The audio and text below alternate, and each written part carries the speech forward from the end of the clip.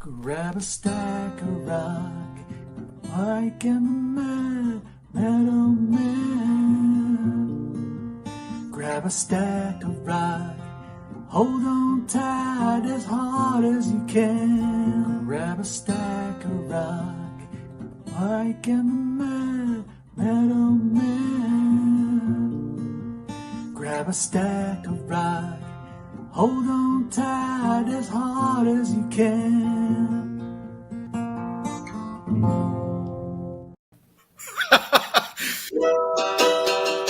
Oh, greetings. Thank you, Johnny Klauser, for the folk intro to this special edition of Grab a Stack of Rock with. We have John Klauser from My Music Corner, and of course we have Dan from Off the Charts. Thank you for coming back, Dan. Hey, great to see you, Dan. Glad to be back. So, for those who caught last week's show, we're missing Uncle Meat. Okay. We had Dan, Uncle Meat, and Marco Doria talking about Spinal Tap, and basically at that moment we said, "Hey, how do you feel about doing A Mighty Wind next week?" Because the three guys, Spinal Tap. Here he is. Here we go. There's the meaty man. How are you doing? Because the three guys, Spinal Tap. Here he is. You're gonna have to mute your. There's the meaty man. How are you doing? Hey, we're getting echo from you. You're gonna have to mute your. There's the meaty man. How are you doing? oh, man, you got to do that. Yeah, we're getting that. I'm just hearing you on. We're just gonna mute him real quick. I just want to say real quick before we get started on the show, I want to give a quick shout out to my buddy Rob Daniels at Visions and Sound, CKWR Kitchener radio station. A few years ago, I was in the studio with Rob, and we did an amazing episode on, if I do say so myself, on mockumentaries, and Mighty Wind was one of the films that we discussed. So I encourage everybody to check out Rob Daniels, visionsandsound.ca, CKWR, and check out that show. Now let's get Meat back on and see. Oh, he's unmuted somehow. Unmuted himself. Can you hear me? Yes. Oh, yeah. I cannot hear you, and I don't know why. Do you have some? I am not sure why. I can hear you. We can hear you fine. Yeah, we can hear you perfectly, actually. But he cannot hear us, I guess. I may have to change Devices. I'll be right back. Okay. All right. So let's quickly get started here. The idea tonight is that we're going to talk about the mockumentary film A Mighty Wind, which turns out Dan is a huge fan of Christopher Guest, who directed this film. And this was, I believe, the third of his mockumentary series, starting with Waiting for Guffman and Best in Show. Then along came A Mighty Wind. And to me, when this first came out, it was the most exciting one because this one was about music. The other two had music, but this one was about music. And it had the three Spinal Tap guys.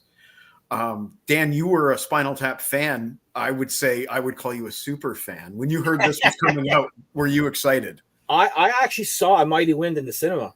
Nice. Just to answer your question, just to give you an idea, I got the old DVD. You know the ones you have to, which don't exist anymore. That's how long I've had this copy here. So yeah.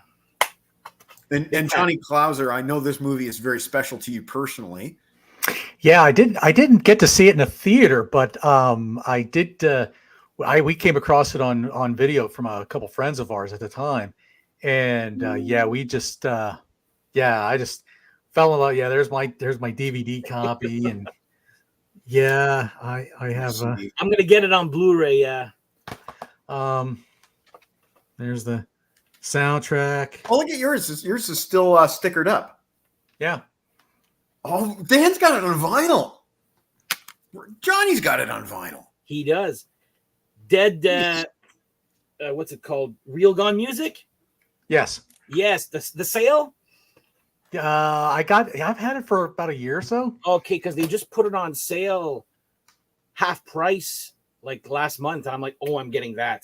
So John's, yours looks sealed. Is it sealed? I still have the wrapper around it. It's not completely sealed. Dan, is yours open? Oh yeah. I'm just curious. Did it come with a hole punched in the record, or did you have to provide that yourself? Yes. I I've had a good time. We'll playing- get to that joke. If you don't know the reference, we'll get there. Oh, that's nice vinyl. It's kind of a forest green color. Yeah. Interesting choice. If you were a witch in nature's color, I don't think that would be in your aura there, John. Again, these are references that we'll get to. Because it matches this color right here. Oh, I see. It does. It does. Yeah. Okay, we have the Meat Man back. Hey, Meat Man. Yes, and I can hear you. Excellent. There you go. Excellent. Okay, right on. So, Okay. I was just talking to these guys about this movie and just curious. You were obviously, just like Dan, a Spinal Tap super fan. When you heard this was coming out, what were your thoughts? Honestly, I remember kind of balking at it.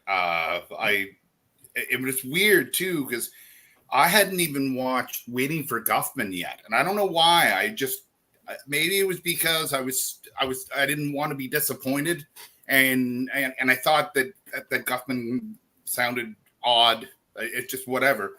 And so when The Mighty Wind came out, I remember thinking, it's the same thing. It's just light music,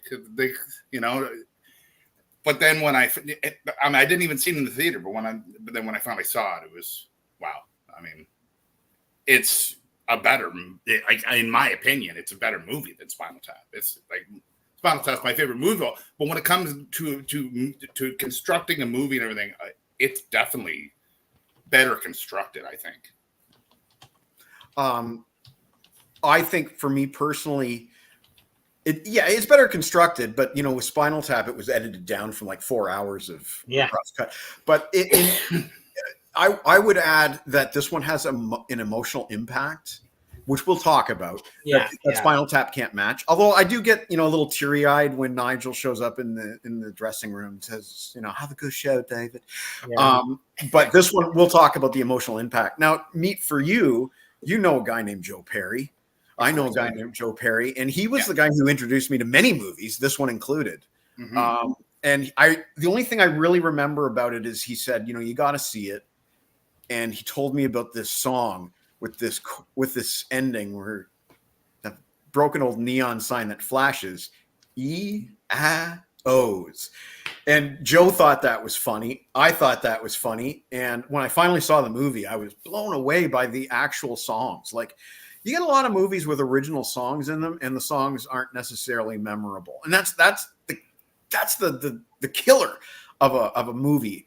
I was reading the other day, Jeff Bridges did a movie called Crazy Heart, where he plays a country singer named Bad Blake. And he originally passed on the role because he said, this movie needs the songs to believe that this guy is this guy. And unless you have the songs, it's not going to work. So I'm going to pass. And as it happens, they did come up with some pretty damn good songs for that movie, and Jeff Bridges was brilliant. But it's a similar thing with this movie, I think, with the songs. You had to have the songs that backed up the fictional history of these bands going back to 1965, 1958 for the Main Street Singers. But I've jabbered on enough. So I want to do something a little bit different tonight. Johnny Clouser has 6 pages of notes because he watched the audio commentary and he watched special features. He watched everything multiple times, and then he watched Best in Show.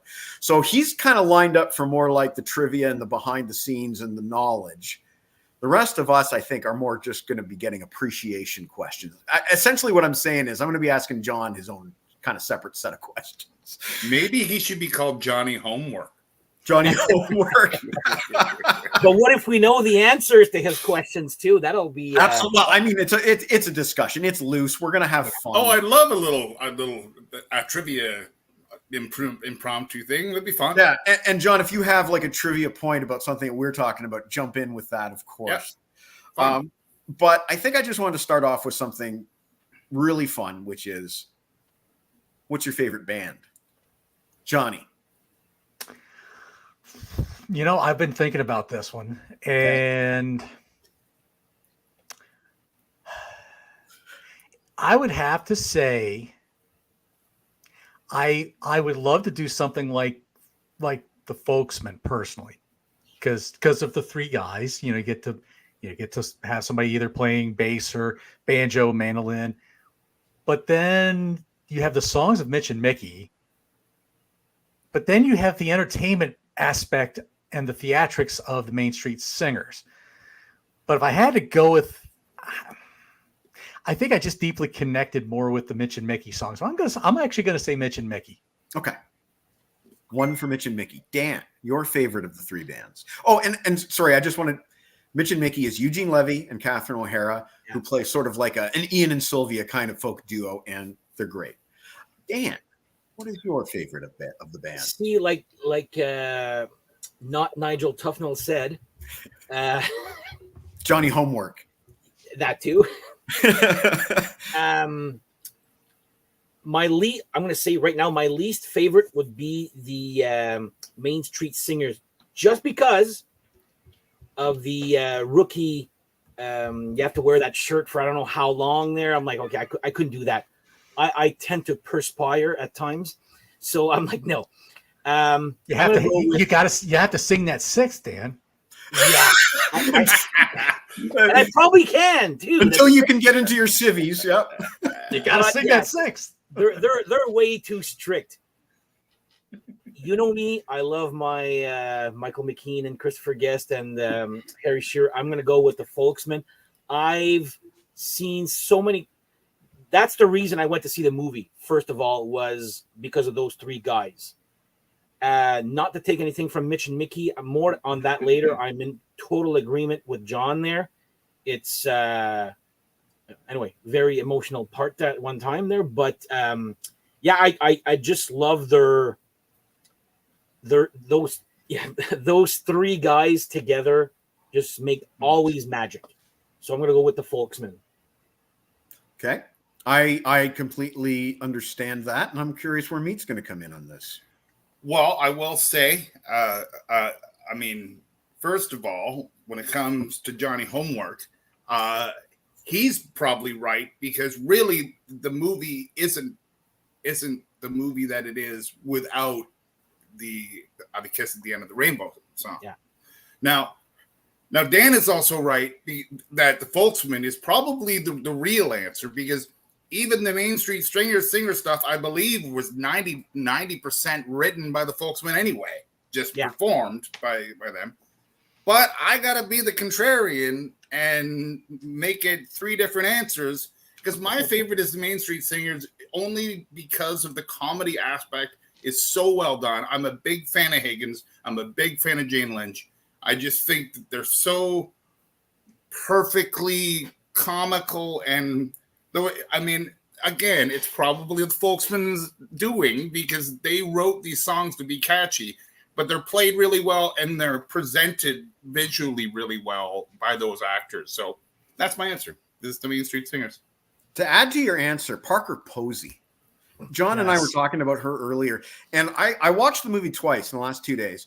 And during what's the song? The Potato in the Pantry or whatever it's called. Yeah. That song, she is doing so much visual performance during the live set, and she's doing these the line about the parboiled yam. She does this face, and it's like I was just thinking in terms of performance, like she's putting so much energy into that performance, and that really sums up the Main Street Singers. Sunny Side Up. And hey, Roger, how are you doing? He's in the. I didn't know he was in the. He's always in the doghouse. I didn't know that.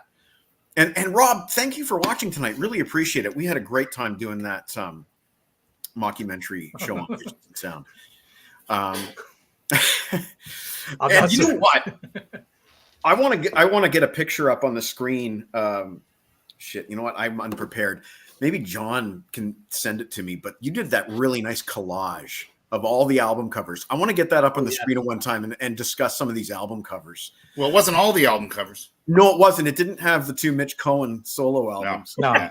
But my favorite, and I love that everybody's different here. My favorite is Mitch and Mickey, and it's all down to two things, really. Growing up with SCTV and Eugene Levy being one of my favorites on that show. I grew up with Six Gun Justice. I don't know if Uncle Meat remembers that particular SCTV sketch. That was their Western serial with Eugene Levy starring as the cowboy Don Mills. And he had a musical number What's a cowboy to do when he's sad and blue? He sings a happy song, and we go riding along the dusty trail. I grew up with Eugene Levy singing. Okay. Yeah, there you go. Yeah. So to see him sing, but seriously, Yeah. man. Yeah. And then Catherine O'Hara, growing up again. Mary Margaret O'Hara, her sister, was on Much Music, not regularly, but we were aware of her sister, Mary Margaret O'Hara, and her musical career. And of course, Catherine O'Hara sang a lot on SCTV. They did a lot of music on that show.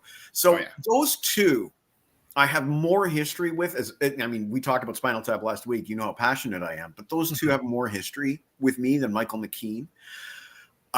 Barely, but they do. And as we'll talk about, that storyline of Mitch and Mickey's just, gets you in the feels. And God, Eugene Levy's performance they're both fantastic. One thing, maybe John knows some trivia about this, but Catherine O'Hara specifically did her character with sort of like a French New Brunswick accent. Yeah. I think she was trying to hide it a little bit, but yeah, it still kind of came through. You can hear it. It's so good. It's so good. Yeah. And, she's not from New Brunswick. I believe the O'Hara sisters are from Toronto. That was a thing that she put into the character herself. And I know a lot of people from New Brunswick. I'm just curious, like, are we actually getting like true on-time commentary from Marco? No. I'm lagging. Oh, okay. I was just wondering, like, if he's watching it while we're doing this. It's just funny. Oh, I know Dan is. Look at Peter here with the deep cut. The Queen Haters. That was Martin Short lead vocals. I think Andrea Martin was on bass. John Candy was definitely on drums. I saw that the other day. Yeah, that's a classic SCTV sketch. I recently saw a classic one of those with. Rick Moranis and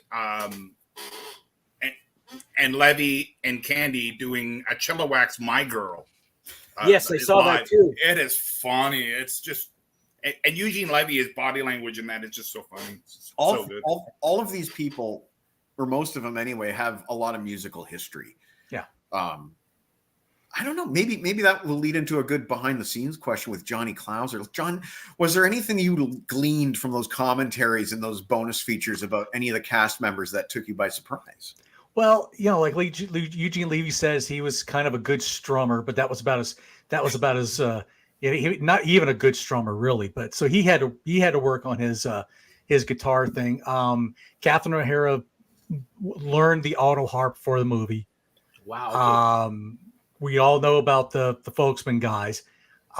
Jane Lynch actually played guitar in her time. I think Parker learned mandolin.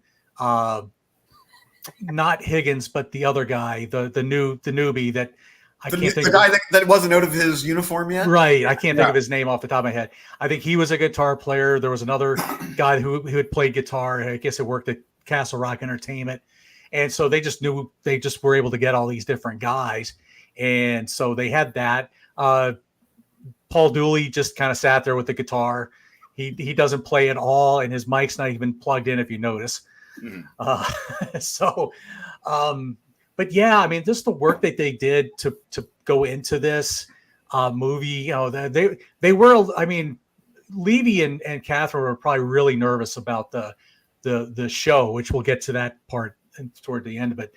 They were very nervous about doing that, but I think the Folksmen those guys have been doing stuff for a long time together, so it was pretty much second nature. But it was that's probably about all the behind the scenes as far as that kind of stuff goes.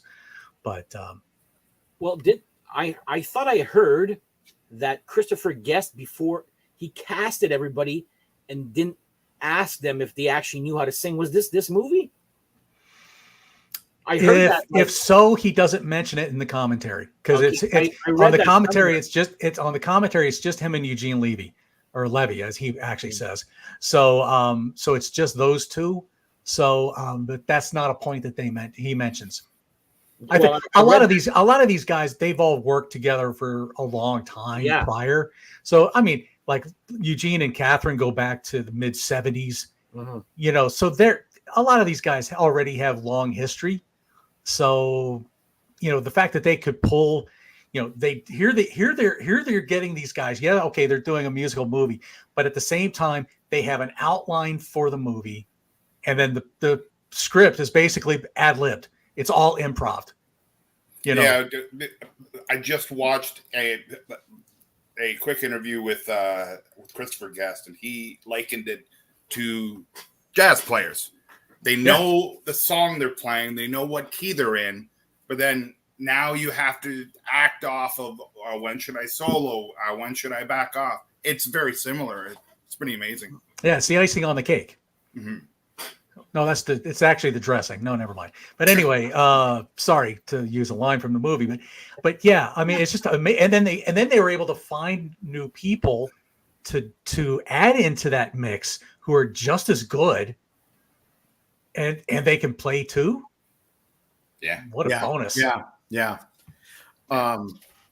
Marco says, should they be in the Rock and Roll Hall of Fame in a special category? I say absolutely. Yeah, my vote. Freaking lootly. And yeah, let's give a shout out here to John Michael Higgins and Jane Lynch for sure, because they were sort of the leaders of the new Main Street Singers. And yeah, they had some great scenes. And how they could do some of those lines with a straight face, I don't know. And John, when are you coming to Canada? I'll work on that. Okay. I'll figure that out. Dan, as we're majority Canadians here. Dan, as a Canadian, were you happy to see so many Canadians in this cast? I knew of SCTV at the time. Like I wasn't huge on that. Like I didn't grow up watching it. So to me, it didn't affect me. But I'm proud to see that there's a whole bunch of Canadians in that movie there. I love everybody. Everybody has an important role to play in this movie. Like everyone has something memorable.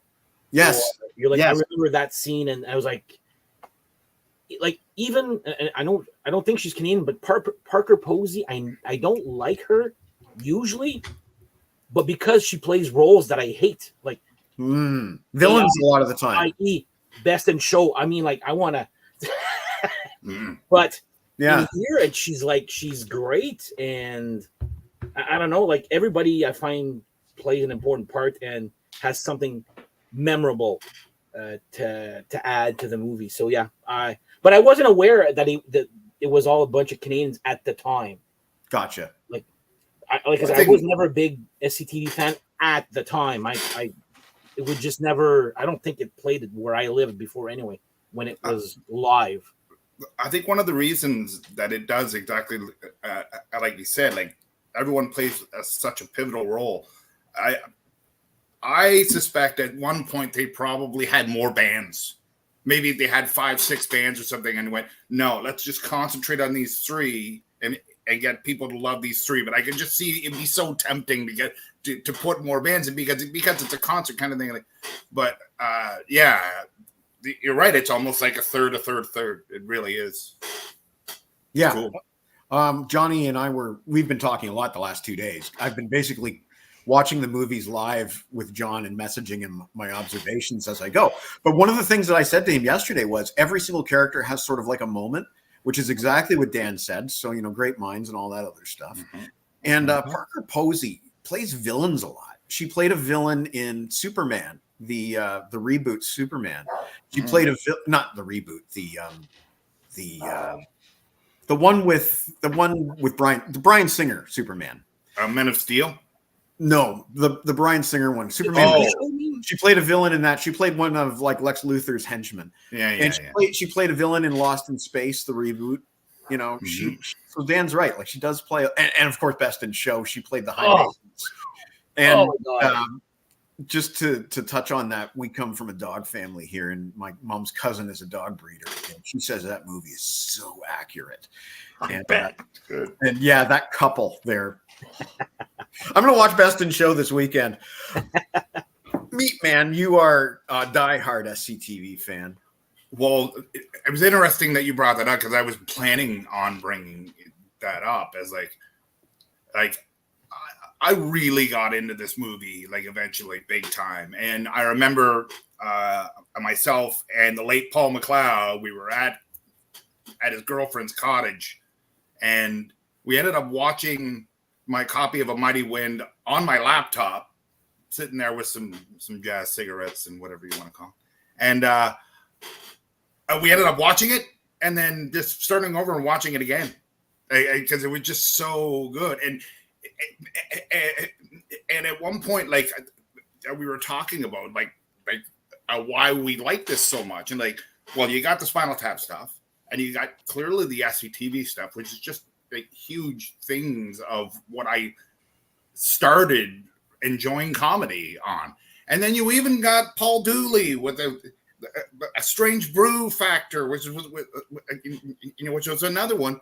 And now, and I just realized this a couple days ago, someone in the comments had brought up that A Kiss by the End of the Rainbow was written by McKean and his wife.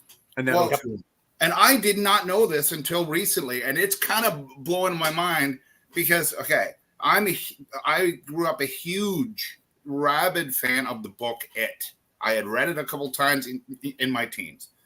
Then they come out in 1990 with the mini TV series with Tim Curry and John Ritter and all that. And who plays Beverly Marsh? Annette O'Toole. And I'm just like, holy cow, that's more that you know, like it's still something that is hugely personal to me. And after Fellow Nerds,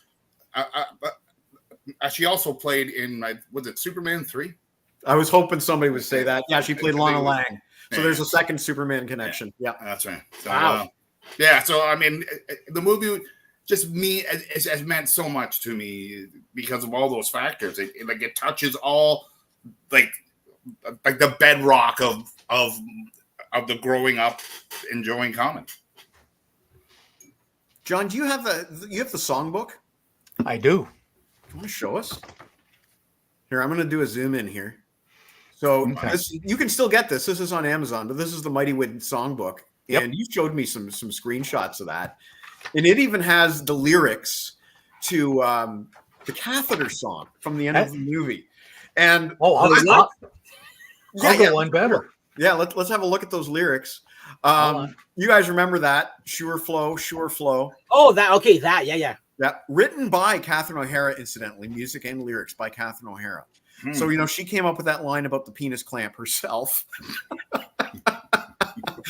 But anyway, that is a really, really cool thing, John. I put that on my wish list today, actually, even though I can't I can't read music. I can't play music. I wanted to talk about individual songs. Johnny, from a trivia point of view, do you have a song you want to spotlight? Okay. Yes, was not in the movie. In fact, there's actually a few songs on the soundtrack here that do not make the movie. And then there's a couple songs like if you watch the deleted scenes on the DVD or the Blu-ray that don't make the soundtrack. Go figure. Yeah. This one, the one song that they don't feature in the movie, but they did record, is actually one of the Mitch and Mickey songs. Okay. The Ballad of Bobby and June. Okay. Yeah. That's what I was. Yeah. Oh my gosh. Well, here again, I can play it. Okay. I got the chords here too, right? So I'm trying to play and sing this song just on my own. And I swear to God, I get to about the end of that song and I'm like boohooing like a baby because it just tears my heartstrings. And I just get so emotional. I have to stop and compose myself. All of the Mitch and Mickey songs, well, not all of them. There's one that's, you see it on the deleted scenes and you're like, oh boy, I'm glad they didn't do that one. But it is an interesting love story though. But yeah, the songs, the Mitch and Mickey songs just really, really got to my heart. And I just loved them so much. But the Ballad of Bobby June was the one that's just really just really got to me. So really strong. If I look distracted, it's just because I'm downloading this image of this Oh yeah. album cover. So we're going to show this album, this collage that John made in a little while. Dan, do you have a special song that you want to talk about? I see. There's two songs to me that hit me, but for different reasons. Talk about them both. Okay, so one, it's the Old Joe's Place. I know that one by heart. Okay, but it's how accurate they perform it, especially with the E, A, O. And then they do this smirk, and then everybody starts clapping like it's the most funniest thing ever. I was watching this. What were we watching? Nice legs. Nice legs. Sorry. What is going on? I have no idea. Keep talking. Okay, well, oh my God! Now He needs to mute that one. Luke, no, that doesn't matter. It doesn't work anymore. Wow, that was like a space 1999 or something. Oh my God, I have all those. It almost sounds like the door is like whoop, whoop, whoop, whoop, whatever. Yeah. Yeah. There he is. Lake Cam is back, and he's gone. And now he's gone. Killington Hill is the song I was referring to. That I'm like, ooh, I'm kind of glad they didn't do that one. Oh yeah. It's kind of brutal, but it's called Killington Hill. It's a song that's on the deleted scenes. It's a song. Okay. It's the song where Mitch is hitting the drum, and Catherine's playing the tambourine, and he's doing like this, like Michael Palin silly walk thing with the raising of the leg. It's. I didn't see that. It's on the deleted. It's like on the extras or deleted scenes in the but DVD on the Blu-ray, right? Well, I think it's on. Because I watched the DVD like.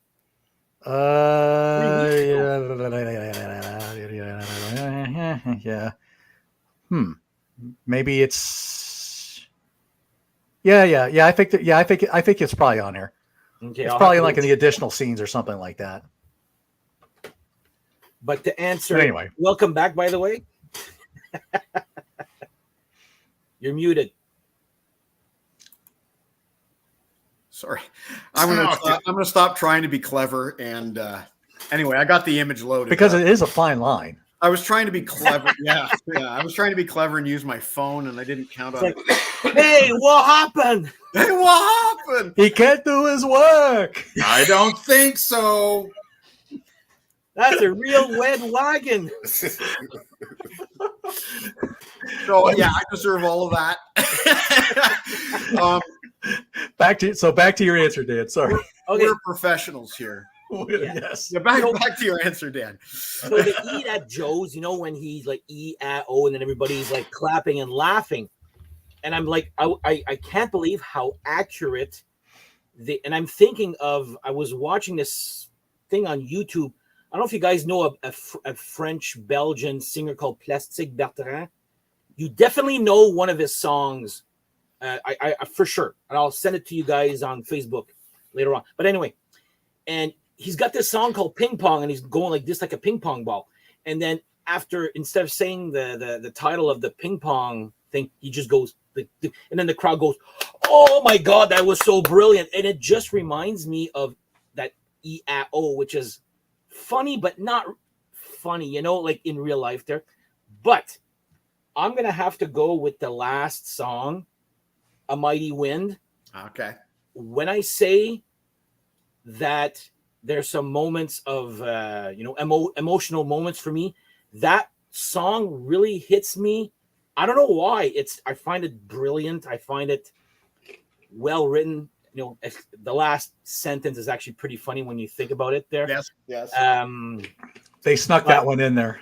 Yeah, and I didn't understand. It's my cousin when I went with her to see it at the cinema. She goes, "It's Blowing You and Me." I'm like, really? They said that? But anyway, it's the gathering of all three bands that to me made it even more magical. And I was like, okay, that, like, I don't know about you guys, but I was into folk music for about a good day or two after watching this movie. And I never was. So I'm going to go with A Mighty Wind, you know, the final song, just because it ends the movie on such a high, well, except the 3 months later that he always does there. Right. But it's, I don't know, it's like School of Rock. You know, remember that they play that little song at the end? That song gets me, like, I'm not crying, but I'm crying of joy that, oh my God, they succeeded. They did that. That song does the same thing to me as A Mighty Wind does. It just, I'm like, oh, that I love that song. So there you go. Written by Levy, Guest, and McKeon. Well, yeah. Now, I was talking to John about this just today, and or was it yesterday? Either way, I rewatched the movie yesterday, and you know the ending of the movie. After the big heartbreaking kind of performance, everybody rushes on stage and they perform A Mighty Wind. And I said to John, I'm like, there was no rehearsal. You don't see these bands ever practicing the song together, but each one knows exactly which part they're supposed to sing. I thought exactly the same thing when every time I watch, I'm like, when did they practice this? Right. There were just little niggling things that were bothering me. And there's a cut song. There's a cut Mitch and Mickey song that clearly goes before Kiss at the End of the Rainbow. And John was saying that he can even see the point at which Catherine O'Hara is about to start her little monologue where she reads Mitch's first poem. So that's kind of interesting. But yeah, another thing that bugs me is, you know, when they're backstage and Kiss at the End of the Rainbow starts playing, Michael McKean's the first one to go up to the stage to watch what happens. Mm-hmm. But Parker Posey's the first one to get to the stage, even though she left later. And Maybe they got lost backstage. Or anyway, Even though they've been up and back a couple of times, but well, to answer the question about the only thing I can think of with this song, why they chose that, I think it was just kind of an understood thing with some of the folk bands that there was like one song that they could come together and do that. Here's the weird thing though, when you look at that on the screen, the folksmen are underneath the Main Street Singers sign, and the Main Street Singers are under the folksmen sign. It's like they should have swapped places, I guess, you know. I don't know. That was just a weird thing for me, but so yeah, I don't know if it was just a natural, organic thing that they say, oh well, we know that's just what they decided on, but they don't really talk about that in the commentary, other than just say there was always one song that they knew that people could come together on, and that was it. So excellent. I did not know that. that. What would be a song that you would like to spotlight? Or take a page from Dan's book and spotlight too. It's up to you. Well, I can spotlight a bunch, but there is one that comes to mind for a specific reason. It's the song "Wandering," but not the Folksman version. Yeah. I prefer the Main Street Singers version. Easy. And it's weird because, and not many will know John Clauser might know what I'm talking about with this, but back in my church days, I used to listen to these praise and worship albums, then A Mighty Warrior and all this stuff. Mm-hmm. And their version of Wandering sounds similar in style and sound to that. And I was very into those. So it's very easy for me to get hooked by the Wandering version by the Main Street Singers, just because it's very familiar to me. So I'd have to say that's my favorite when it comes right down to it, is their version of that. And again, it's also visually, because like it adds to it a lot. It's good. Yeah. Oh, yeah. A question regarding that song. Is it ever mentioned whose song is it? Is it a cover? No. Because they didn't really say that. They're practicing. I think it's implied that it's supposed to be a traditional, even though it's that's what I'm thinking, or a cover or a traditional, like you said, because like who would like I doubt the Main Street Singers would want to go and cover a Folksman song or Right. vice That would versa. be ridiculous. Yeah. Well, it's kind, So you can't it's have kind of funny. two. Like it's kind of like it's kind of real because the guys who wrote it are like, hey, they're playing our song. Well, they're true. They did. Okay, write so I'm not crazy. I'm not crazy. No, no. I was wondering. Oh, they did write it. Like they wrote all No, the but, Main Street I mean, Singers up. Was it the Folks? Is it a Folksman song or is it a Main Street Singer song? That's the part I was like. Oh, it is a Folksman song, but I think you're right. They don't really specify in the movie that what it is. Yeah, you see the Folksmen practicing it. Yeah, you never see the Main Street Singers practicing exactly. it. Exactly. Right. So yeah, interesting. That's okay. Right. Well, you know what? In my head canon, it's a traditional song that they're both covering, but that's just my head canon. I had an observation that I was going to share, but I've forgotten what it is in all this deep thinking. So let's go back to John. Let's keep it rolling. Tell us more Tell us another song trivia fact that you want to spotlight, or any trivia fact you want to spotlight. You've got 6 pages of notes. Read me a highlight. Good. Read me a highlight. Well, me, I'm gonna talk on what Meat was talking about when he had given them kind of those ideas of feeling like a praise and worship style kind of thing. When you look at the Main Street Singers, they come across as this bubbly group of people like you would probably see at a Christian youth camp kind of thing. That really is their how they come across. Now, granted, they got some really crazy whacked out backstories, with the abuse in my family, but it was musical in nature. Yeah. Everything but I was sent to bed with nothing but dessert.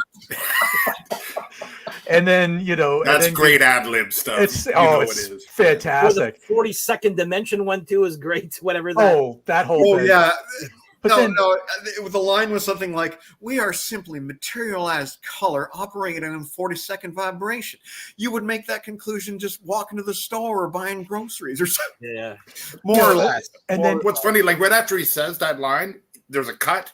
I bet you they had to cut it because people burst out laughing. Oh gosh, yes. It's too funny. Not someone would be laughing at that. And then you go into Mrs. Boner, and then you get her story, and some of his cameos and Not So Tiny Tim, and that's where I learned to play the ukulele, and I could do this thing that the other girls couldn't do. And you're looking at Terry, and he's like, well, what is this thing? I don't know if I've experienced this kind of thing. I don't know, but you have this just weird look on. It's like you don't know if it's a disconcerting look. It's not quite as bad as what you found with the Levy and O'Hara characters from Best in Show, when everybody seemed to have met, been with O'Hara's character in Best in Show. It seemed like, it's not quite that worrisome, and it's like, but. And then of course you get the Parker Posey backstory a little bit, so you get these weird little backstories. The three wise men and the Benoit balls, and and all these kind of crazy things. I was like, good God Almighty! But there is, if you're asking me about a trivia thing on another song, I'll say something that is it's again not on the soundtrack. It's just kind of like an extra scene. Okay. So you go to the guy, and he's finally got to take off the civvies. Yes. Or he's finally getting to take off the uniform, and he can wear his civvies. Yeah. Well, he was in such a hurry to get dressed in his civvies. Well, everybody else noticed something about him. Again, this is in the deleted scenes on the Blu-ray, at least. And so they all start playing this tune, and it's to This Old Man. Now, I don't know the lyrics to it well, but essentially, it's like that something. He joined our band to be a star, and something. Well, he basically says, and now he has X, Y, Z, and they point to his open fly. So they're razzing, but it's all to the tune of This Old Man, and it's absolutely hilarious. But that was a nice little fun little added bonus to the to the movie. But you know, I'm like Mead. I could probably talk about just about every song about this, you know, about this song, this whole soundtrack. But we'd be here all night if we did so. But you know, let's just yeah, I guess if I'm going to talk, let's see. I don't know. I'm so excited about just talking about this movie with everybody that I'm like, I have no idea. So Dan, go ahead. I got a question then. Okay. There's one song that I didn't really care for in the movie, and it's not in the soundtrack. So maybe, you know, the Barnyard Symphony one. Participation. I don't like. It's like, what are they? This is like a song you would sing to a 5-year-old kindergarten class, and then here they are singing it to 2,000 adults.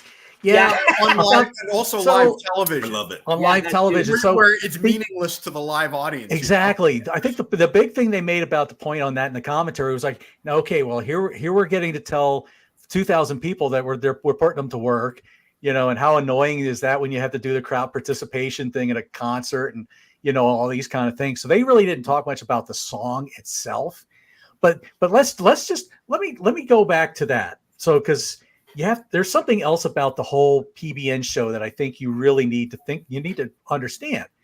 When they filmed this for the movie, but then they also did a special video recording, like if you're actually watching it live on television. Mm-hmm.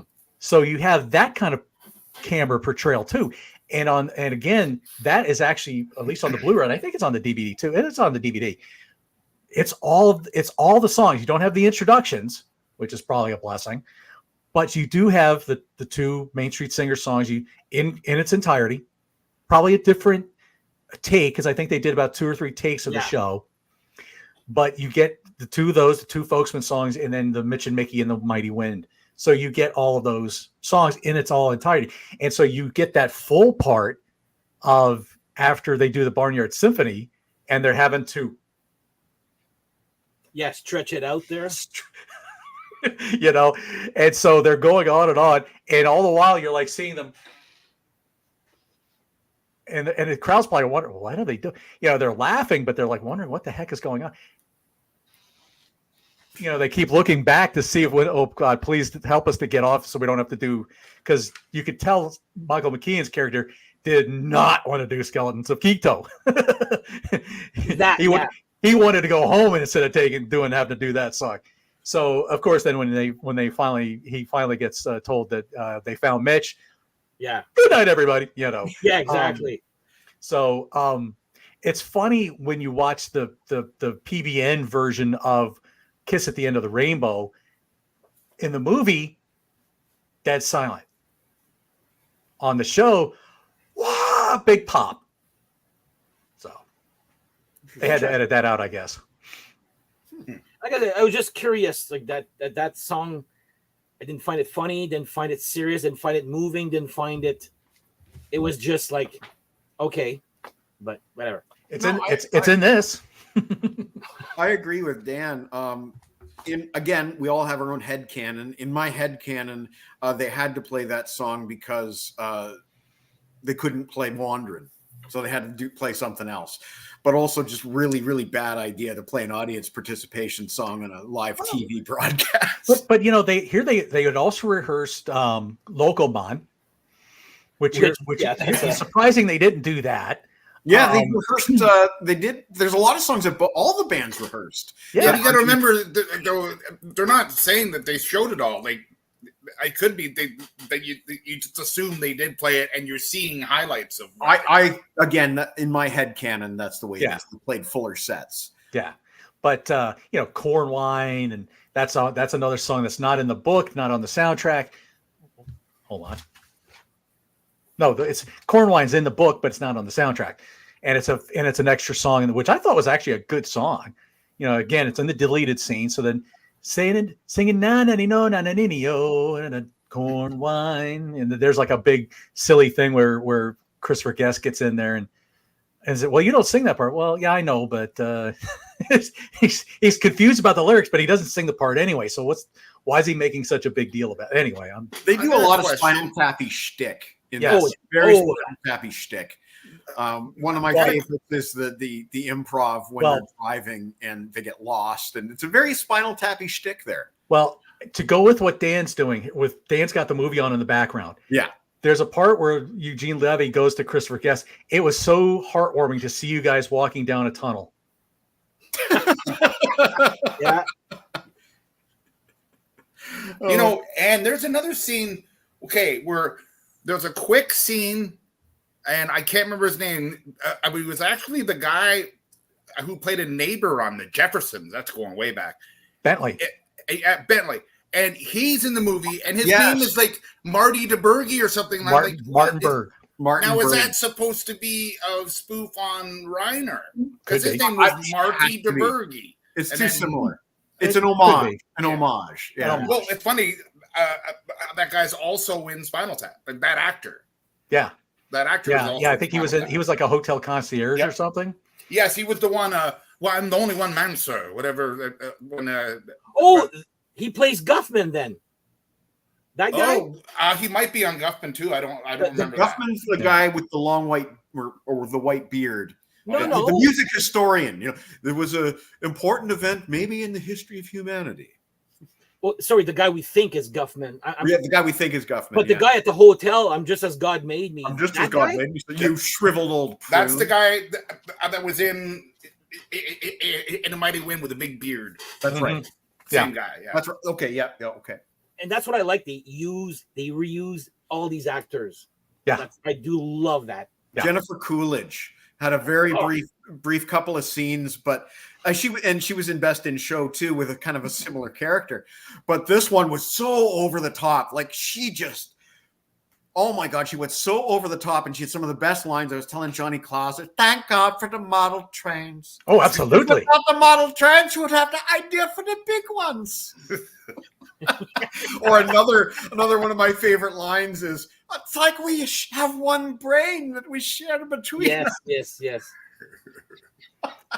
You know what? Just as I'm talking, I just want to spotlight my favorite line in the movie, or my favorite scene in the movie. And it's when the New Main Street Singers are rehearsing Far Away, Far Away. And Fred Willard walks in and he interrupts the song. He goes, I just had an idea. I know exactly where you're. Are you familiar with this pirate captain named Moby Dick? And he was looking for a whale. And he had this catchphrase, "Thar she blows." Well, first of all, his name was Ahab. The whale's name was Moby Dick. And I haven't finished the book yet, but I don't think he says "Thar she blows" at any point in the book. So on a personal note, that's my favorite. And then it goes to the wet T-shirt thing there, and then it just gets worse. Jay Lynch and Parker Posey. Oh, every time that they were on the screen together, and you saw him talking, the look of disgust on both of their faces every time he opened his mouth. Oh, geez. You know what? Let's turn the discussion to Fred Willard real quick, because he, in my opinion, steals the movie from the first moment he shows up with that ridiculous blonde spiky hairdo. Mike LaFontaine, I think, is the name of his character. And just to give some background, he was on a very cult TV show called What Happened? And what happened? Let's talk about this character. Let's talk about Fred Willard in every single scene he's in. Favorite Fred Willard scene, Dan. Oh my God. Well, for me, What Happened is the one that the opening scene. Fred scene. It's when they zoom into the newspaper and go, "What happened? Canceled due to lack of interest." I don't think I've ever seen that in a newspaper or magazine, due to lack of interest. And I was like, total lack of interest. It wasn't just lack of interest; it was total lack. Total lack of it. Oh, or when he's like, back in, like, you know, the old back in 19. What I like to me, Fred Willard, whatever he does is gold. I love them in Spinal Tap, and his best one for me is actually Waiting for Guffman, where he thinks he's the best, funniest or best actor ever there. But they're all he's got this dry, way of getting these lines out, and the movies would not be as good if Fred Willard wasn't in there. Like, I just, like, rest in peace there. I was actually bummed when he passed away. I was like, my God, he's hilarious he's got this delivery in every movie that he does. It's almost like a Christopher Walken type of, you know what type of, you're going to get something. Oh, exactly. And but yeah, the What Happened one, is put him in the cell with the long hose on him. Put him Yeah. in the cell with the long hose on him. but when he's saying, I came up with these other quotes like, hey, that's a real wet wagon, and Real wet wagon. I can't. I don't even know what that means. I don't even know what that means. But and the other ones that John mentioned earlier there, but yeah, it's I appreciate that guy a lot more than people like my circle of friends know. Like, I love he was even in Stargate, like, and it was a typical Fred Willard type of. So yeah. So I wonder if anyone here has seen the last Christopher Guest movie of this ilk, Mascots. No, I've not. I want to see it. Okay. The movie is excellent. It's an excellent movie. It completely holds up. It's almost on the same shelf as all the other ones because it's really wet. But I'm telling you, the Fred Willard cameo in that is a minute and a half of just unforgettable effing comedy gold. He is so good in Mascots. I highly recommend watching that movie. Highly. But it doesn't exist on Blu-ray or DVD, right? I saw it on Netflix. I don't know if it's still on Netflix or not. Yeah. Rob's right. Yeah, brought tears to my eyes. Now, the thing I'll say about Fred Willard that they mentioned in the commentary was when they would yell "cut," Fred's like, "Well, I wasn't done yet." he could. They just, because if you look, it's like he was about to say something else, and they cut to a different scene. So he was like, he just was going to keep on going. He was just rolling with ideas and stuff, and yeah. Yeah, go figure that. I'm kind of losing interest in moderating. So just freaking talk whenever you want to say something.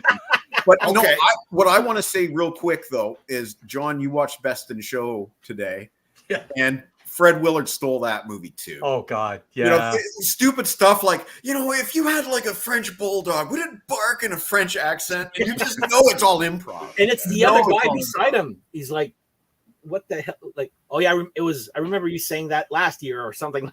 Yeah. Yeah. The guy that's prostate doing a joke or commentary whatever. with him is the guy who plays Crab, Catherine O'Hara's husband in Mighty Wind. Totally different character. Yeah, yeah. So there is one thing that a good movie that when you see it again, you get a different impression or something stands out to you differently. And this time, seeing a Mighty Wind, it was odd. Like one of the scenes, or the kind of scenes like with the bands standing at the stage and watching the other people on stage, and there's kind of tension, and it really reminded me of a lot of the shitty gigs that that I played with music. And it's weird because I remember times where guys were total assholes and we're watching going, like you're hoping for them to screw up, or you're watching guys who were absolutely wonderful guys and they sound horrible and you're like feeling kind of uncomfortable and bad. But then there's those times where like, whoa, wait, I have to watch this. And then like the ending scene, the big scene in the movie, like the kiss, like people are lined up to watch it, and I just found it kind of neat to pick that out, and it made me feel some of those feelings again. So isn't it kind of neat? Let's talk about feelings. Let's talk about Kiss at the End of the Rainbow. The story of Mitch Cohen is really interesting. Like he's a brilliant musician. He's very charismatic. It's implied that he's infidelity is something he's not unfamiliar with, and he might be a little bit indulgent of certain substances, because when we meet Mitch in the movie, he seems like a complete burnout. Of course, Oh my God. in psychiatric care, God knows, electroshock therapy and whatnot. But how do I say this? It just seems like it's a familiar story. There's echoes of Brian Wilson, and every great duo that split. Buckingham Nicks, for example. And then that moment when they reunite. So the thing about this movie is there's this Sonny and Cher. Sonny and Cher, great I was example. going to say Sonny and Cher. I was like, Yeah. did I get the right decade? Yeah.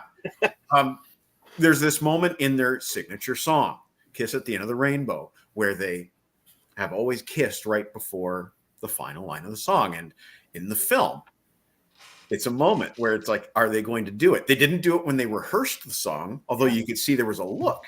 Yeah. And then I love the scene where they're backstage listening to the music, and Michael McKean says, "Oh, I know this song. This is a really great song." Yeah. And what I like about that is he wrote the freaking song.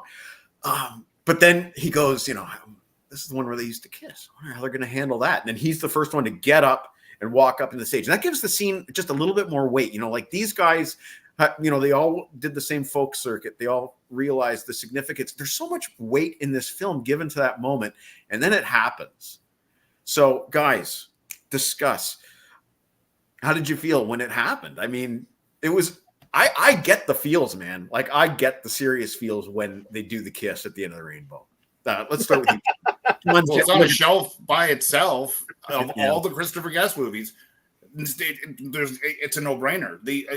By far the most emotional moment possible, perfectly constructed, and this is why I say it's a better movie than Spinal Tap. It's a better movie than all of the other things he's done, in my opinion, because that song, it's so basic, but that song is beautiful. It's a perfect plot point, and it adds tension, and then the payoff, the feels. So love it.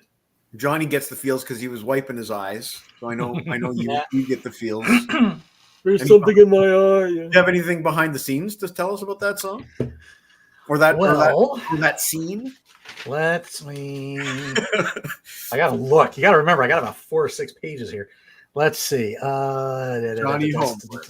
Let's see. I have to do the Jonathan Steinblum thing here. But let's just talk. Let's just I want to briefly just talk about before they get to that. Oh, thank you for changing my thing. I just now noticed that. Let's just that whole thing did almost happen. Because Mitch wanders off, Mm-hmm. and then they go looking for him. Oh, I love that scene. Yeah. Is there a cockfight arena nearby? She's joking, right? Yes. Mitch, I forgot how much of a selfish. Well, it took me a while to find a nice one.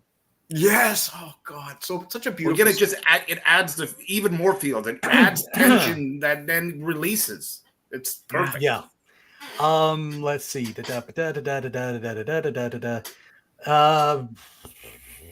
Yeah, the poem was a nice surprise. No, I don't think I added anything really to the they behind the scenes when they were doing rehearsals for just for rehearsal purposes. And I guess Parker and Jane were watching them do this, and they got to that part, and they were very moved in rehearsals for this. So and they brought that part to the scene, obviously. I think to me, I think the Mitch and Mickey storylines, that's really the glue that pulls this movie together. Yeah. You have the folks when you have the Main Street Singers, but without the Mitch and Mickey story, you lose something. And then with that scene, and then of course you get that beautiful payoff with the kiss. But then we don't have to go into the 6 months later section just yet. But what a beautiful version of the song. Yes. I mean, it's just a beautiful track. Was nominated for an Oscar, didn't win, but and it as was Rob nominated. said, they performed it in character at the Oscars. Yeah. Oh, I'd like to. I'll have to go see that. I have Yeah. to watch that on YouTube. That's got to be on YouTube somewhere. I hope. I want to So- see that. You know, another thing that I just thought about, and I've never thought about because I never realized that it was co-written by Michael McKean and his wife. It almost makes sense that there was a female involved in the construction of that. It has to. Yeah. I don't mean to be sexist or appropriating, whatever you want to call it, but let's face it, guys don't write that kind of sappy stuff so beautifully, or they don't necessarily but so it's not a shock that it was a female that kind of constructed what really is the importance of the movie. Well, I would Michael- imagine Mi- that when they were writing it, they would be singing each other the Mitch and Mickey parts together, is what I Yeah. imagine when they wrote it. Yeah. Well, Michael and Annette also wrote Potatoes in the Paddy Wagon too. So Yes, I did hear that too. That's funny. Yeah, that's funny. But That's funny. that scene, like I said, this type of music is nowhere near my style of music. Okay, Yeah. I want to make that clear. But during that Mitch and Mickey song, I was on watching it at the cinema, going like I was invested. Not just the song really helped, but it's when everybody comes in and then Parker Posey's got she's doing the John Clauser thing there. And I don't know that whole scene, the pause, and then the kiss, but with the song also makes without the song, it doesn't make that scene as strong as what I'm trying to say there. It's a beautiful song. It's I was invested big time in the music and the song and that scene. Mhm. So yeah, there you go. Yeah. Well, I remember how I was saying earlier that at first it didn't resonate with me because maybe because of the music. Well, it coincided with, and I'm not sure what came first, but no, it definitely was earlier because when I was working at the Beat with Joe Perry, because of him, I got into John Prine and Johnny Cash and stuff. So my taste had already changed to and then it's and I gotta say a shout out to my favorite concert of all time, which was Mr. Chris Christopherson, who we just lost, and so my favorite concert of all time is a folk concert. So that's I can definitely say that the movie is in my wheelhouse or in one of my wheelhouses, and it's timeless. It's never going to change. I'm going to love it for the rest of my life. And I'll never be sick of it. And I was singing the songs after leaving the cinema.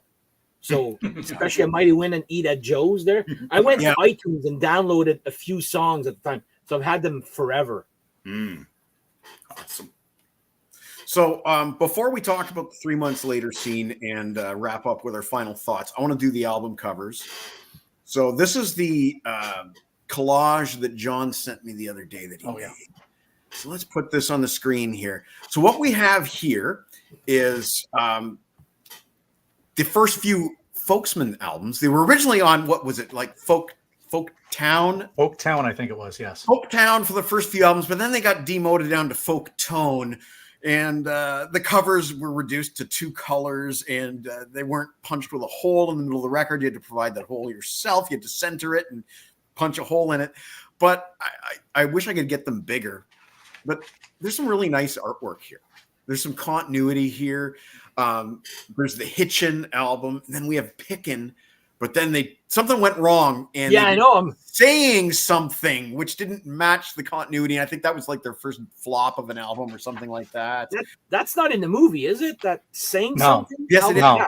I've never seen it until. Deleted scene. Are you sure? Gotcha. Yeah. I could swear that was in the movie. Well, I don't think it is either. Oh, Yeah, okay. I think it's a deleted scene. Okay. I and then we absolutely love the Mitch and Mickey ones. I think have- yes, we have all it four very of them Meet are the classic. Beatles there. The They're all Meet Mitch classic. and Mickey album looks like Meet the Beatles. Yeah. Yeah, And classic. Eugene Levy and Catherine O'Hara. Meets a popular guy It's the tonight. important one here. I like the new Main Street Singer album cover. It looks so cheesy with fried eggs in the faces. Oh my god! But that's the one that John Michael Higgins was locked into his room with, and fell in love with the music of the Main Street Singers. It's funny because Paul Dooley's character says we did 30 albums in 10 years. We had a good run, and I went my way and he went his. But they only show like 4 album covers in the book, in the songbook. Okay, hang on. We'll get to that later, but yeah. No, that's okay. I'm going to remove this, and you can show us that page of the songbook. So there we go. So there you go. So yeah, I don't remember these necessarily being in the film. No, they're not all in there. No. Some of them are. I recognize some. Some are. Yeah. Let me quick turn back to I'll turn back to some of the other Mitch and Mickey stuff too. So sure. Kind of. So there's. Okay, yeah. Mitch and Mickey live, yeah. Okay, so there's those. Place. And then. Okay, so let's talk about these Mitch Cohen solos. I love that last one in the grave. Right. Amazing. So it's a cry for help. It's just cry amazing. For help in the straitjacket. And he had songs such as If I Had a Gun and May She Rot in Hell, Anyone But You. And he just spiraled down on the next album. I mean, is that quits? Where he's literally depicted on the cover digging his own grave. There's a tombstone that says Mitch Cohen. So he is clearly losing his mind. He's clearly gone Sid Barrett. I was just gonna say that. That's like Sid Barrett right there. Yeah. My wife Jen just giggled as she said. Talk about the album covers, guys. Do you guys have a favorite? I mean, my favorite is the Mitch Cohen calling it quits. Oh yeah, that's your favorite. Well, me, it's the I do love the posing of the 3 picking, like rambling, and it's saying and apostrophe. I don't know. Saying something. They actually left the G on instead. Yeah. But whatever, I just found them to be very cheesy, but great. Like it, appropriate. Yes, exactly. If you were doing, as they call crate digging these days, if you were flipping through records in the folk section of a flea market, guaranteed you find albums that look like those. Oh, for sure, absolutely, for sure. People post pictures like that on Facebook all the time of these old folk albums that you've never heard. That album covers, yeah. Anyway, if we have fully discussed the album covers, let's move on to the final scene, the 3 months later that is playing on Dance. So typically in these movies, we catch up with the artist 3 months after the big show. The first thing I want to say is Mitch and Mickey. Mickey starts by talking about the kiss, and I shouldn't have led on Mitch. He took that kiss too seriously, and she's really. She kind of blames herself and thinks that Mitch thought there was going to be a rekindling. But then we go to Mitch, and Mitch is like happy. He's writing songs, and he's like, I'm sorry that she thought that this kiss meant more than it did. It was the theatrics of the evening. So, guys, in your opinion, who really is hung up on who? Is it Mitch? Is it Mickey? Who's faking? Who's lying? Who's telling the truth? Yes. John? Yes, both of them. My wife and I talked about this, and I'm trying to remember exactly how she put it, but they really kind of leave that out there. And although I will say, go back and watch the trailer to the movie. Okay. There's a couple snippets that don't appear as deleted scenes or appear in the movie. Okay. And because there's one thing where you hear Mickey say, I love Mitch, and then it cuts to Mitch, but she's like, so go back and find the trailer and watch the trailer, because you'll find some very interesting little tidbits there. They thought of doing in the Mitch part in an alternate version where he's actually out gardening, and he's talking about all this stuff.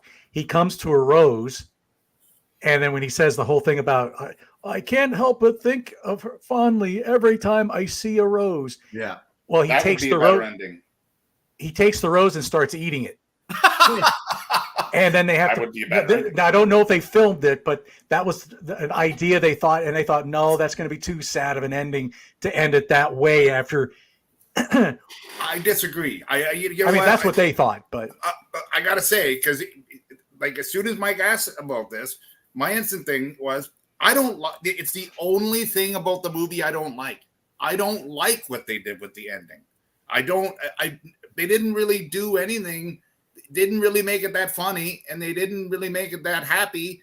They kind of made it this kind of weird neutral. And what you just described, which I've never seen, would have been a way better ending, in my opinion, because it would have been a bit more of the feels out of the rose thing, and then comedy that he eats it, and then movie ends. That's a better that's a way better ending. And then he gets taken away by the nurses and people like that. That's a way better. I don't know if they actually filmed that, but that was a proposed ending that they had done. So he would have been recommitted to the psychiatric hospital. Pretty much. So that pretty much that's confirms that he snapped again.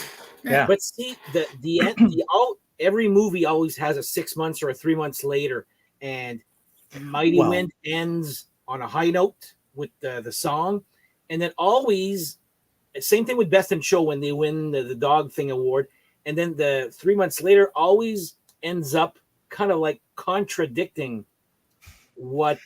Yeah, I mean, you're thinking that they're going to be together, and then here he is writing on his bed, and she's singing Sureflow. She's singing about Sureflow for her husband at conventions. Yeah, and I'm like, and people are going to take this seriously. But he always does that. I find that. Yeah, because like the Best every Show movie thing was he does it. You're like, oh, okay, that ended odd, or it's always the opposite of. Spinal Tap goes to Japan, and so that's what I think. What about I don't want to, this is the part of the show where we have to be careful what we say. What about the conclusion of the Folksman? When you put it that way, it's almost poetry. Almost. I don't find it. I don't like the ending of the Folksman storyline. I'm sorry. I just don't. I don't. That was just such a weird. Was that a left? I mean, that's before there was any controversial to anything to do with that. No. I just don't know. Not controversial. I just don't want to. If someone did that movie last year, then there could be some sort of problem. But you honestly can't blame them for foreshadowing something. The thing for me was, it's like, where did that even come from? Exactly. The skin care. Well, yeah, but I mean, it's what people have been doing for comedy for years. The Mrs. Doubtfire, and I'm sure there's other characters that dressed up like a like a woman. But there was a purpose with Mrs. Doubtfire. This was like the ball going to the corner of the monster at Fenway Park, and the fielder picks the ball up and just randomly throws the ball back out. I mean, that's just how random this part came when out. I first saw it, to me, I was like, what? Like where did this come from? And I'm like, well, he had the skincare regimen, but that's the only hint at any kind of like. Yeah, I wouldn't have put the two and two together with the skincare thing. And I just they didn't really make that. I didn't think about it until now.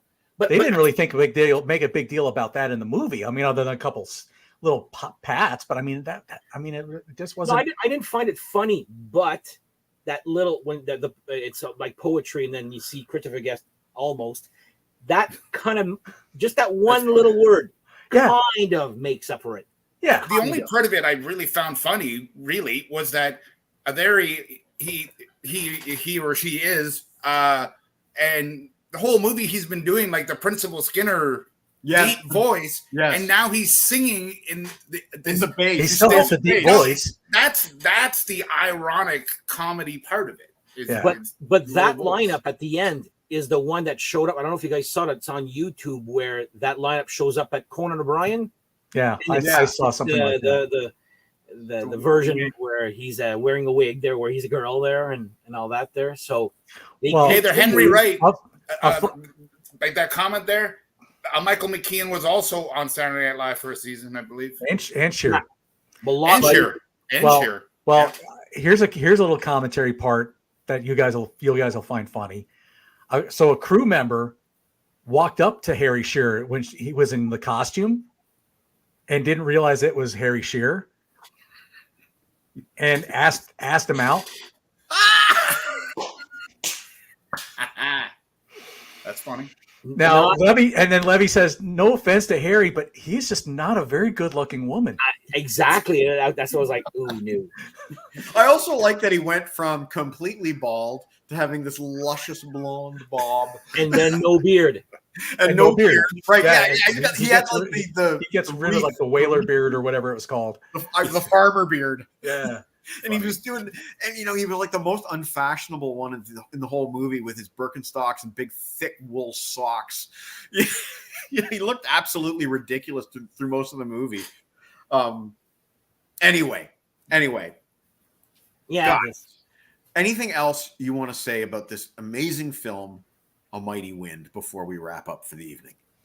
Watch Mascots, people. Yeah, I will. Try it. I'm going to say the music helps the movie, and the movie helps. I would have never bought that record or CD had I not seen the movie, and the movie itself helps. You have to do both, in my opinion. You got to get the music, soundtrack, and the movie. But I would have never given this a shot if it was just released as an album. Same like the Spinal Tap. It goes with the movie and vice versa. Great movie, probably my second favorite. You know what? I'm not counting Spinal Tap. That doesn't count, actually. This is my favorite Christopher Guest movie, and Breast and Show a little bit close behind. Very close. Ask me tomorrow. Maybe it'll change. But yeah, my favorite. Darcy, no worries. Just glad to have you with us. Yeah, you got it, Darcy. And yes, you do need to see the movie again, Henry. It's a wonderful one, Henry. Any other final thoughts, gentlemen? Well, if I may paraphrase, so the knockus that I'm feeling right now, because you guys are like Muspeka to me. So when I heard that we were going to do this show, I just let out a geschrei, and I'm running like a Vilda Haya. Right, here I am in front of my computer, right here, like a front row to the computer, and so I got the Schlipskis. And we're there. It's like and we're here. It's like a mitzvah. And what you guys did to me, Kenai Hara, God bless you. Ed Begley Jr. We forgot to mention Ed Begley Jr. There you go. That was one of his best scenes. Meat Man, final thoughts? I'd have to say it is my favorite Christopher Guest movie.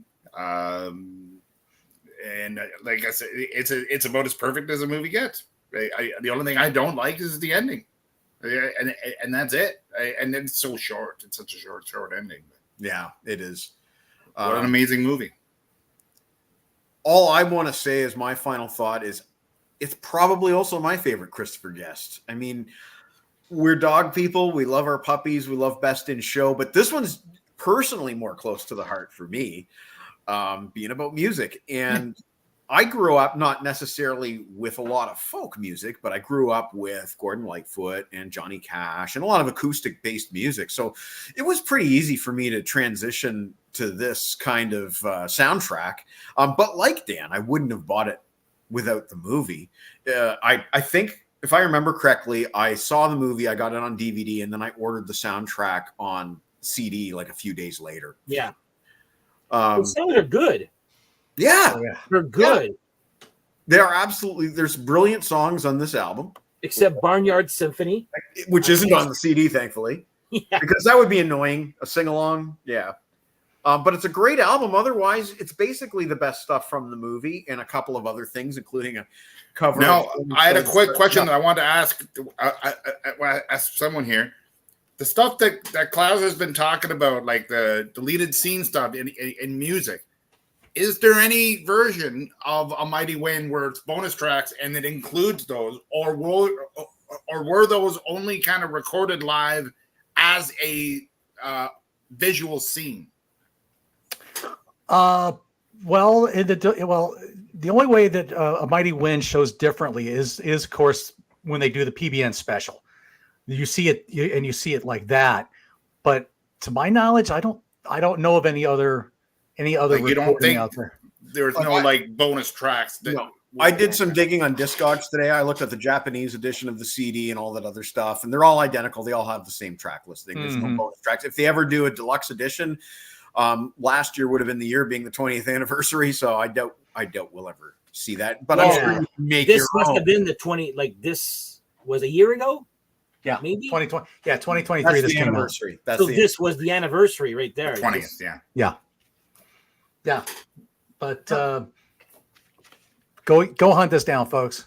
Yeah. Vinyl, CD, whatever. Watch the movie.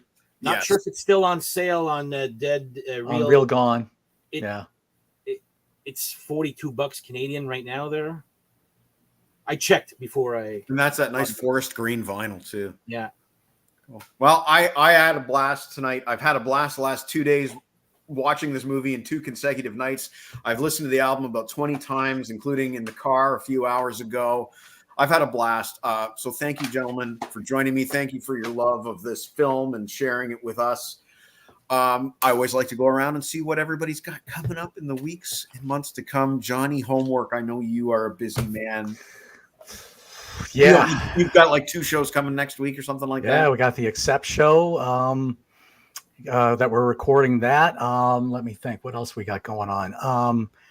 Tonight, before this one hit, I had done some of it with Jack Toledano, and we talked to me, John the Music Nut, and Davey Cretin were on talking about the Accept KK pre-show that we all saw. Jack saw it up in New York. The 3 of us saw it together. So so you can go out there on YouTube land and find me cutting a promo on in between bands. So that was fun. I just had been doing something with Grant, a little bit of stuff there. So yeah, other than the Accept thing, I'm trying to think what I got going on next week after that. I think the Accept thing's the only thing I got cooking for next week. So. Mm-hmm. How about you, Dan? I know you've seen some cool shows. You've got some shows on your channel. I went to see Udo yesterday, so that will be it'll be good and bad. Let me put it that way. Okay. It has nothing to do with the band itself. Let me just put it that way. But that'll be this coming Monday. I forgot to mention last week that every Wednesday I have an album analysis and rating, but it's suggested by the viewers, like whoever in the comments. So they're telling me, why don't you do a review of this album and that album?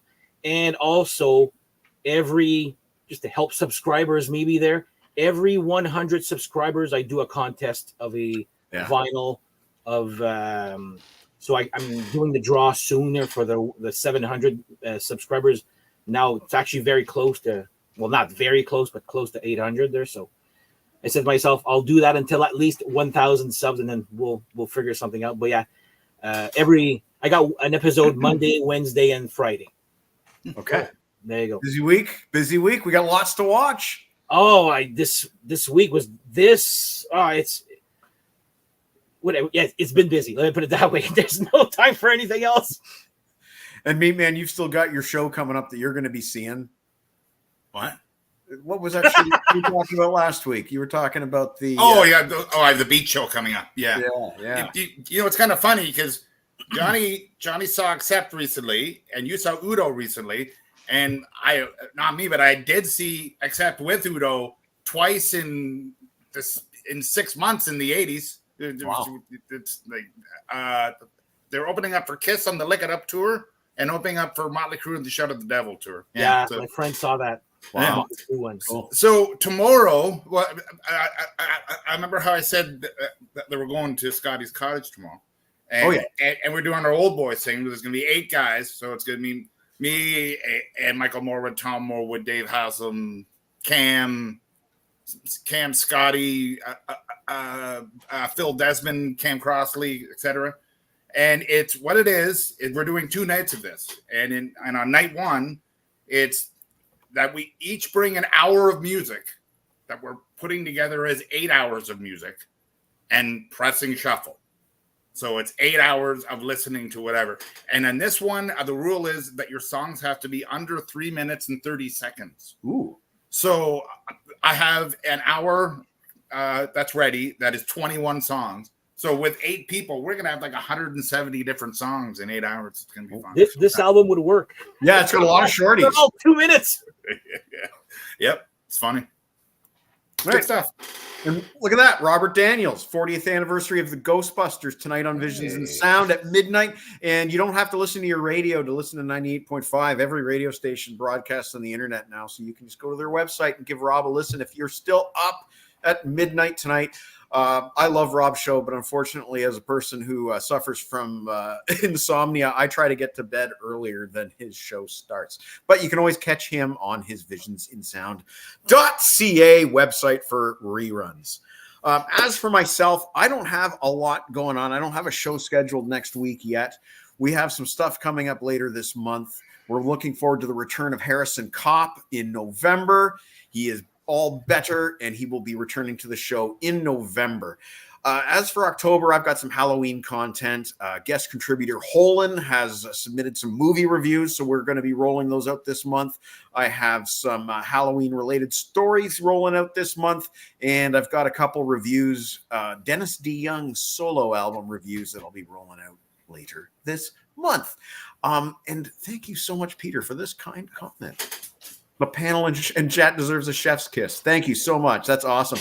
Oh, look at that. Johnny got his weapon out again. It's going to be a great show. As you guys know, I always like to go out on a song. I thought it might be appropriate if Meat thought it was okay. You've talked about Paul McLeod a bit. Why don't we play Down on the Streets? Do it. All right. For those who don't know, Paul McLeod was a local musician, extremely talented guy. And this particular song and video was actually recorded live on the streets as it happens in one continuous shot. And it's a beautiful acoustic song that matches the music of tonight. So this is Paul McLeod with Down on the Streets. We'll see you another time on Bye, all. Bye-bye.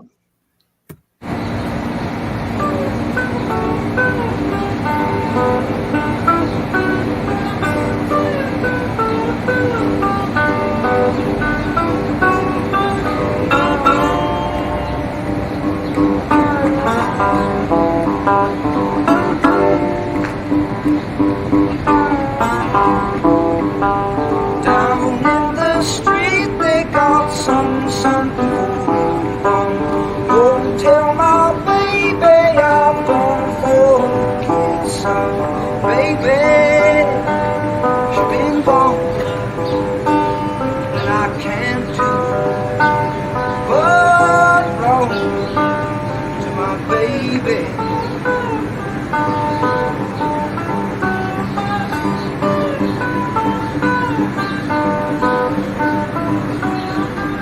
Down in the street they got smoke booths, boys around. Old painted ladies on bright corners with blue hearts. Baby, she's been gone, and I can't do but wrong to my baby.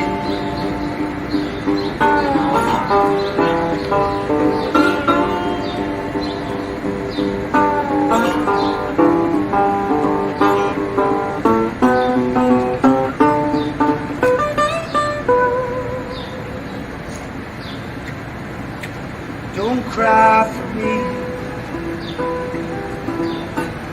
as I tear out my own